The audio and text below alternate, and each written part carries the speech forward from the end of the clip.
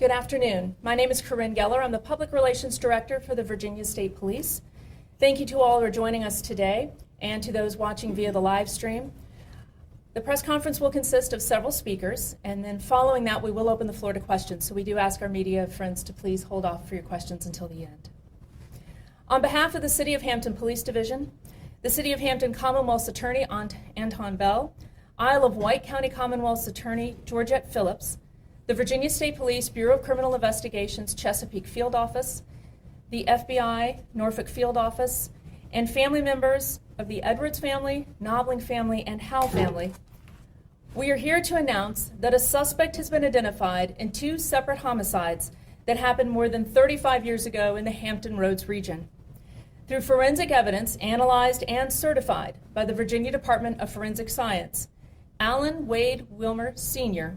has been declared the person responsible for the September 1987 double homicide in Isle of Wight County and a July 1989 homicide in the city of Hampton. Alan William Sr. died in December 2017 at the age of 63 at his residence in Lancaster County, Virginia, which is in the Northern Neck. As a result of the forensic findings, both the Isle of Wight County Commonwealth's Attorney and the City of Hampton Commonwealth's Attorney confirmed that if Alan William Sr. was alive today, he would be charged in all three of these homicides. Now, many in this region will recognize the Isle of Wight County double homicide as one that occurred during a series of double murders collectively known as the Colonial Parkway murders. Although the similarities in these series of double homicides that spanned a 3-year period cannot be ignored, at this time, there is no forensic nor physical evidence to link the Isle of Wight County homicides to those other double murders. The remaining double homicides, the two in York County that occurred on the Colonial Parkway and the one that occurred in New King County, are still active investigations, and our combined investigative efforts continue. In fact, we are still seeking the public's help through our continued efforts to seek justice for the victims of these and other unsolved crimes.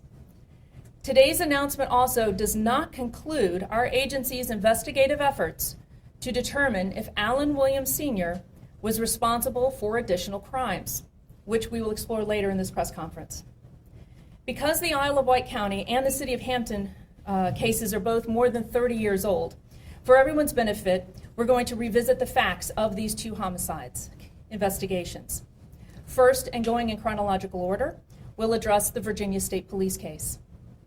The evening of September 19th, 1987 was the last time 20-year-old David Lee Knobling and 14-year-old Robin Margaret Edwards were seen together alive. The next day, on September 20th, David's Ford Ranger pickup truck was discovered in the parking lot of the Ragged Island Wildlife Management and Refuge Area. On September 23rd, 1987, tragically, their bodies were found along the shoreline of Ragged Island, which is located near the south shore of the James River in Isle of Wight County. This investigation has been primarily investigated by the Virginia State Police Bureau of Criminal Investigations Chesapeake Field Office, with the cooperation of the FBI and, more recently, the City of Hampton Police Division.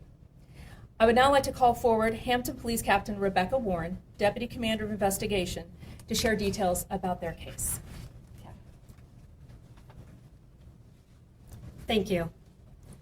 29-year-old Teresa Spaw Howell was last seen alive on July 1st, 1989, at approximately 2:30 a.m. in the city of Hampton, outside of the Zodiac Club. The Zodiac Club is no longer in existence today, but at the time was a popular night spot and was located at 209 East Mercury Boulevard. At approximately 10:10 a.m. that same day, construction crews arrived at 521 Butler Farm Road to complete work when they located female clothing near the site. A short time later, the remains of an unidentified female were discovered in the woodline not far from the clothing. On July 4th, 1989, a missing person report was filed in York County, leading to the identification of the victim as Teresa Spaw Howell. Teresa had been sexually assaulted and died as a result of strangulation. For the last 34 years, this case had been actively investigated by the Hampton Police Division with the assistance from Virginia State Police and the FBI. The following statement is issued on behalf of Teresa Spaw Howell's family, known by her family as Terry. We would like to express our gratitude to all investigators involved in the investigation of Terry's death.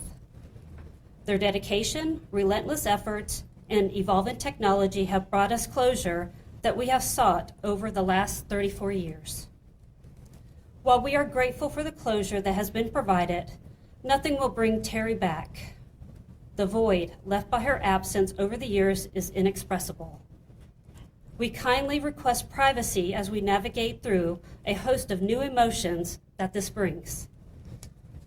We appreciate the support received from family, friends over the course of this time, and ask that you continue to keep our family in your thoughts and prayers. Once again, thank you to the Hampton Police Division, Virginia State Police, and the FBI for your commitment to justice.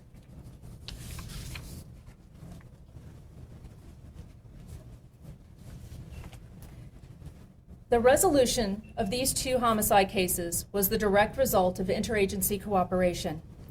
It was through persistent investigative measures taken by our agencies that enabled the Virginia Department of Forensic Science in June of 2023 to positively link Alan Wilmer Sr. to David, Robin, and Teresa's deaths. It took the proactive interagency cooperation of sharing Alan Wilmer Sr.'s genetic profile that helped us achieve these long-awaited results. Alan Wilmer Sr. had no felonies on his criminal record, so his DNA had never been obtained until it was necessary for identification purposes following his death. The Virginia Department of Forensic Science issued a certificate of analysis confirming a genetic match to Alan Wilmer Sr. based on evidence collected from the Isle of Wight County and City of Hampton homicide victims. We recognize this announcement has been a long time coming, especially for the families of these victims. While we do hope this provides a sense of closure to them, we recognize there are still other families related to the Colonial Parkway homicide victims who are still hoping for answers. That's why we continue to push forward with our investigations. We're not ruling anything out when examining other cases and pursuing new ones. Our agencies are still working to reconstruct the movements and encounters of Alan Wilmer Sr., so that's why we're asking for the public's help. Alan Wilmer Sr., who went by the nickname Pokey, he was 5'5", muscular, and weighed approximately 165 pounds. He had sandy brown hair, blue eyes, and often sported a close-cropped beard. Alan Wilmer Sr. drove a distinctive blue 1966 Dodge Fargo pickup truck with the Virginia license plate EM Raw. And he typically had clamming equipment in the bed as well as a large metal toolbox. Now, this was just one of several pickup trucks and other vehicles that Wilmer was known to drive in the 1980s and early 1990s. Alan Wilmer Sr. also had a small commercial fishing boat. It was named the Denny Wade. It was a 1976 custom-built wooden boat. He often lived on it during this time and would dock at marinas in the counties of Gloucester and Middlesex, as well as around the Northern Neck and the Hampton Roads region. His trade during the 1980s was as a fisherman, mainly farming clams and oysters. He also ran his own business. It was a tree service called Better Tree Service. He was an avid hunter and belonged to at least one local hunt club in the Middle Peninsula region. I would now like to ask Special Agent in Charge Brian Dugan with the FBI Norfolk office to step forward.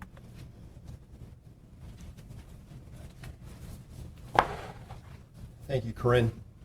On behalf of the FBI, I want to express my sincere condolences to the victims' families. While these tragedies occurred decades ago, I recognize how much pain followed them throughout those years without any answers. And there are still maybe more families out there hoping to close their chapters as well. That's why we're asking the public to take a good look at the suspect's photos. If you had any encounters with him or his vehicle or watercraft, hunted with him, farmed oysters or clams, docked next to him in marinas, spent time with him on a personal basis or at work, or even romantically to some point, we want to hear from you. We're also interested in hearing from the public about areas where Wilmer had worked in, both as a fisherman and tree cutter, locations where he may have been known to hunt, or bars, clubs, or lounges he frequented. A piece of information, no matter how small, could be useful to investigators. To submit a report, we're encouraging the public to call the FBI's tip line, 1-800-CALL-FBI, or submit a tip online at tips.fbi.gov.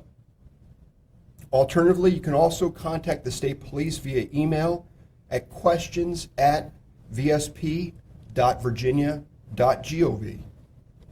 We recognize relationships and loyalties change over time, as do people and their perspectives. There are occasions where people who may have had knowledge of the incident did not feel comfortable coming forward with the information at the time. This may have been due to close relationships with persons involved, or out of concern of their own safety, reputation, or standing amongst friends. Even though Mr. Wilmer is deceased, we want you to know it is not too late to come forward. Again, the FBI tip line is listed here. Again, 800-CALL-FBI, or online, tips.fbi.gov, or again, emailing Virginia State Police, questions@vsp.virginia.gov. You can also reach out to Hampton Police via the Peninsula Crime Line, where you can provide information anonymously. I also want to add that the FBI continues to have multiple open investigations that we're looking into to see if Mr. Wilmer is connected to, including victims Kathy Thomas, Rebecca Dowski, Richard Call, and Cassandra Haley. While he may or may not be connected to these cases, we are still pursuing justice for these victims and will investigate all options. Thank you very much.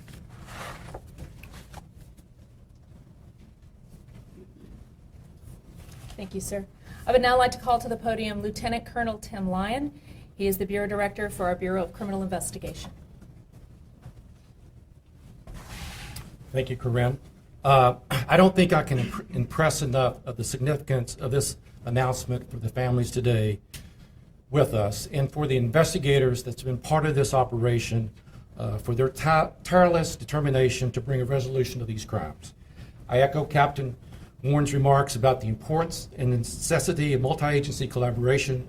I too want to thank the FBI Norfolk Field Office, the City of Hampton Police Department, the City of Hampton and the Isle of Wight County Commonwealth Attorneys, Virginia Department of Forensic Science, and the state police, special agents, and supervisors for the work they have put forth on these cases for more than 3 decades to bring us to this day.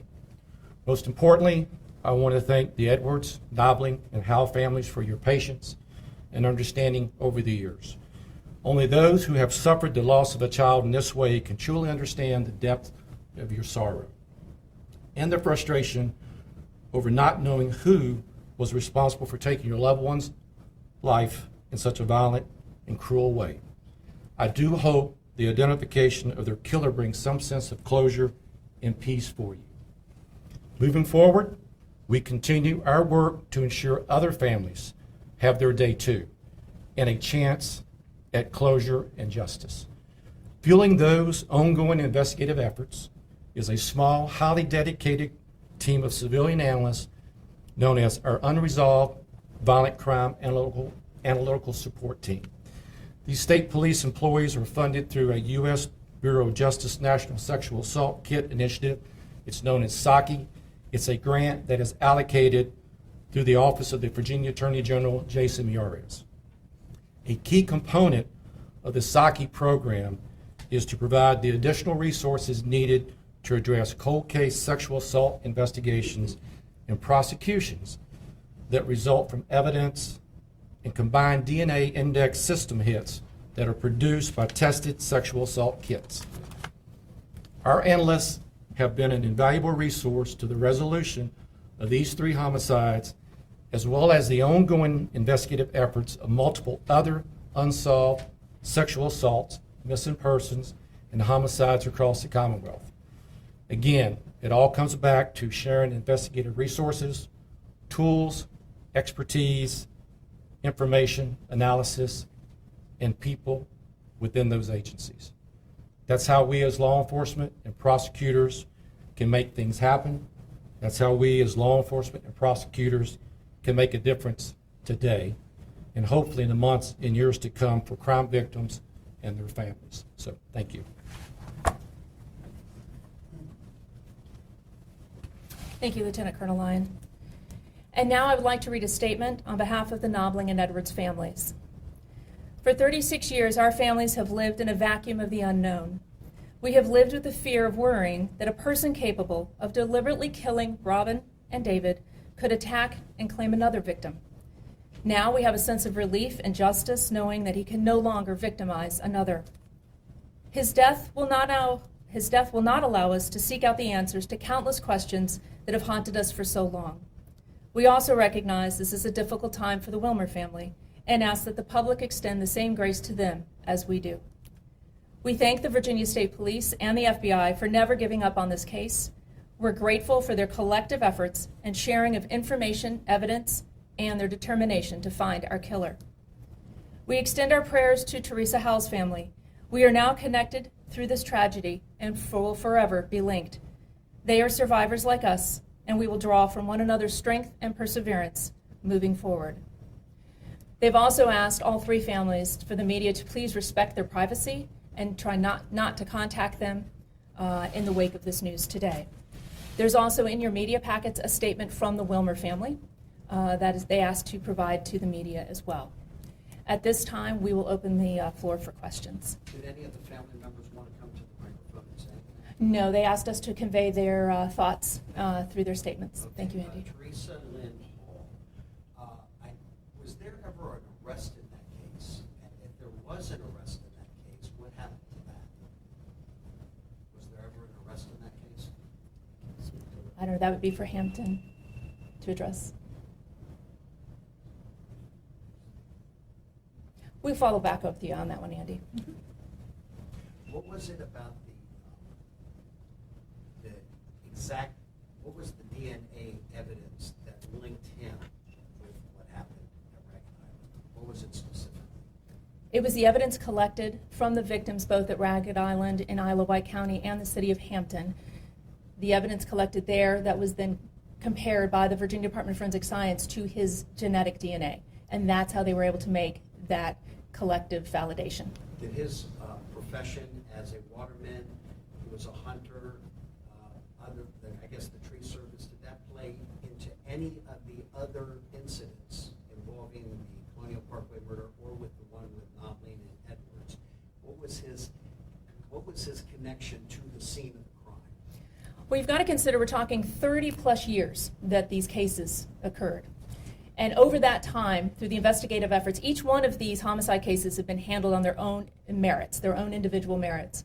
And obviously during 30 plus years, through evidence, witness statements, tips from the public, all of that is called multiple suspects during time. And because of the collective efforts of our agencies, they're able to develop various suspects. The genetic material of Wilmer, once it was learned that he was deceased, we were able to legally obtain his genetic material and then be able to submit that to the Virginia Department of Forensic Science, which then was able to compare it to the evidence that had been collected in our cases in Ragged Island. And that's how we were able to get to where we are today. Why were you not able to legally obtain the DNA from him while he was alive? Why did you have to wait until he was dead? It was simply during the course of going back and revisiting these cases that he was developed as a particular suspect and someone to evaluate at this time. Can you tell us about the tip that came in that connected the dots to him? No. You can't say what specifically led you guys to develop him as a suspect. It was just during the course of 30 years worth of investigations. And part of the cold case philosophy is to go back over and start re-looking and going back through all the witness statements, all the evidence. And it's a very time-consuming, very complex, but very effective way. And that's where we were able to dedicate these resources, revisit these cases, go back through and re-look at them. And then that's when it was discovered that Wilmer had passed away. and decided let's follow through on that and see if there's genetic material that we can. And he wasn't the only suspect that was submitted to the Department of Forensic Science. The Department of Forensic Science had actually identified a common suspect between the Hampton and the Isle of Wight County cases a couple of years ago, but because he was never in the system, he was never in the CODIS database, there was no hit. So we had a common suspect, he just had not been identified. So it was not until we were able to get that genetic material, then work it through the Department of Forensic Science, that was able to connect the dots and connect these two cases. Can you say how early on in the investigation he was developed as a potential suspect? Or was it fairly shortly after the murder happened that he was developed as a potential suspect? Or was this something that he was developed as a potential suspect, decades later? I'm not going to get into the specifics at this time, just because we still have, as we said, this is kind of, I hate to use the cliche, but the beginning of the end. And again, we're not saying these cases are closed; they're resolved right now because we know there's a lot more work to do, and that's one reason why we haven't come forward. We've had the confirmation last summer, but there's been a lot of work going on since then, and that's just doing our due diligence and revisiting. So we don't want to get into too many specifics because we are still moving forward, and that's why we're asking the public to help us build that timeline, help us, let us know if you knew him, how you knew him, what encounters you had, so we can build that timeline and find out if in fact there are other victims out there. Just to be clear, you guys believe these are or are not connected to the Colonial Park homicide? At this time, there is no physical nor forensic evidence to connect the Isle of Wight or the City of Hampton homicides to the two in York County on the Colonial Parkway or the one in New Kent County. And it's forensics and advancements in technology. It really is amazing what the Department of Forensic Science has been able to accomplish. And because of resubmitting material over and over again and being persistent by the investigators dedicated to this case, that has gotten us here. And we recognize it's going to be the forensics that either connects those dots later on down the road or disconnects those dots. So there's still a lot of work to be done at this point. Corinne, is it safe to say the technology you used to resolve these cases weren't available, say, like 30 years ago, 20 years ago? Correct. And it speaks a lot to those investigators 30 plus years ago who recognized that evidence collected at a scene, the technology wasn't there, but that they preserved it enough to enable us 36 years later to be here today. The case, this case has been resolved. Yes, correct. Isle of Wight, yes. And Now, this happened in September of '87. At what point was he ever a suspect in that case? Now that he is deceased, are you able to tell us when he was he ever identified? no, we're not going to get into those specifics at this time. So we've got time for one more question. I know this has been a difficult and trying time for the family, so we want to be respectful of their time. If an arrest was made in this other case, which you're going to get me the information on, right, then it would suggest that the wrong person was arrested. I can't speak on behalf of that. That's just speculation at this point. Once we get the details with you, Because we'll he's the discuss one it. responsible, not the Correct. person who was arrested. Correct. Because he wasn't in the system. Correct, yeah. Okay, all right. The press release has also been sent to all your newsrooms. That went out. And if you guys want the photographs and the maps and everything there, you can just email me and I'll send them to you. Okay? All right. Thank you, guys. I appreciate it.